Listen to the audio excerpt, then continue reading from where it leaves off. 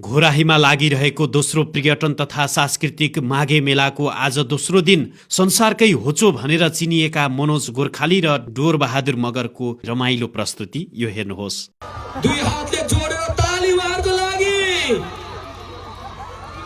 तर पहिलो व्यक्ति हेमलेट डाङको हुनुहुन्थ्यो। चन्द्र बहादुर डाङी हो कि होइन भन्नुस् त?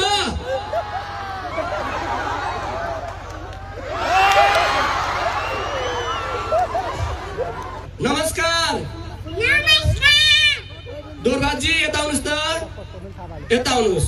उहाँको पेटको समस्या छ, उहाँ अलिकति बिरामी हुनुहुन्छ, त्यसैगरी उहाँ पनि त्यस्तै हुनुहुन्छ।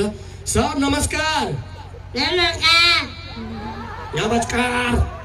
हैन मान्छे मोटो भए पनि आवाज चाहिँ दम छ क्या, मान्छे 2 फिटको भए पनि एकदम जोसिलो हुनुहुन्छ। सर हजुरको नाम भन्नुस् त। मनोज गोर्खाली, गोर्खालीको छोरो। हजुरको नाम? डोरबहादुर खपाङ्गी मगर। अनि हजुरको घर? कति लामो नाम। बागलुङ अरे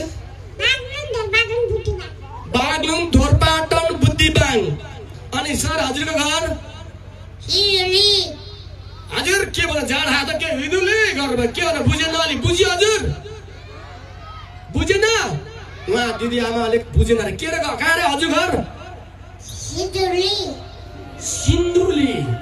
उहाँको घर चाहिँ सिन्धुली।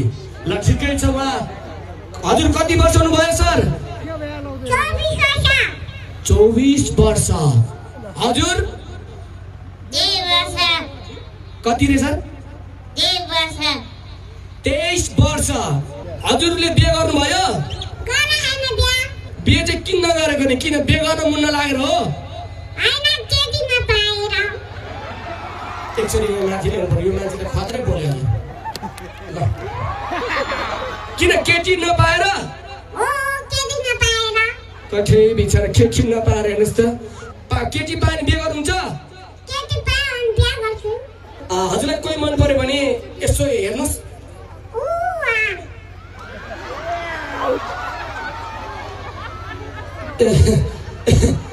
जानुहोस् घर ल्याउनुहोस्। उहाँले उता देखिसक्नु भएको रहेछ हजुर।